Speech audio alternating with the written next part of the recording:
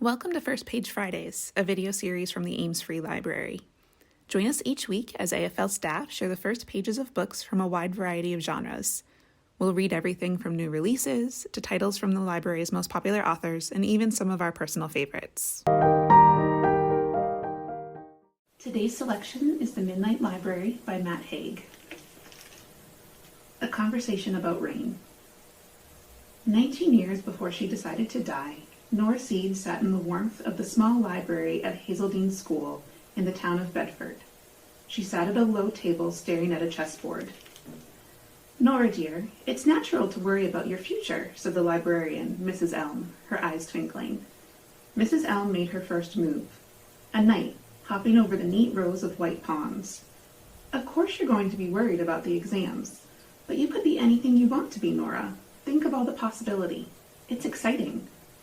"Yes, I suppose it is. A whole life in front of you. A whole life. You could do anything, live anywhere, somewhere a bit less cold and wet." Nora pushed a pawn forward 2 spaces. It was hard not to compare Mrs. Elm to her mother, who treated Nora like a mistake in need of correction. For instance, when she was a baby, her mother had been worried Nora's left ear stuck out more than her right, and she'd used sticky tape to address the situation, then disguised it beneath a woolen bonnet. "I hate the cold and wet," added Mrs. Elm for emphasis. Mrs. Elm had short gray hair and a kind and mildly crinkled oval face sitting pale above her turtle green polo neck. She was quite old, but she was also the person most on Nora's wavelength in the entire school, and even on days when it was raining, she would spend her afternoon break in the small library. "Coldness and wetness don't always go together," Nora told her. "Antarctica is the driest continent on Earth. Technically, it's a desert." "Well, that sounds up your street." "I don't think it's far enough away."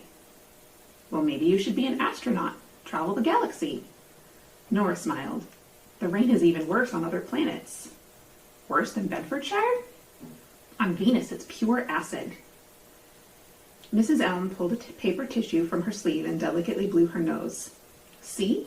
With a brain like yours, you can do anything." A blond boy Nora recognized from a couple of years below her ran past outside the rain-speckled window, chasing either someone or being chased.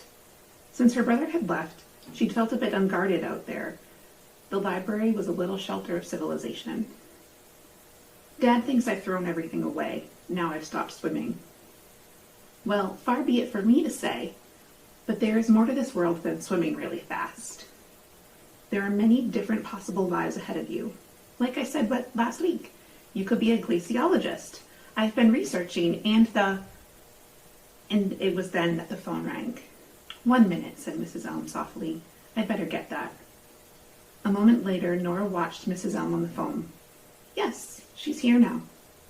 The librarian's face fell in shock. She turned away from Nora, but her words were audible across the hushed room. "Oh no, no. Oh my God. Of course."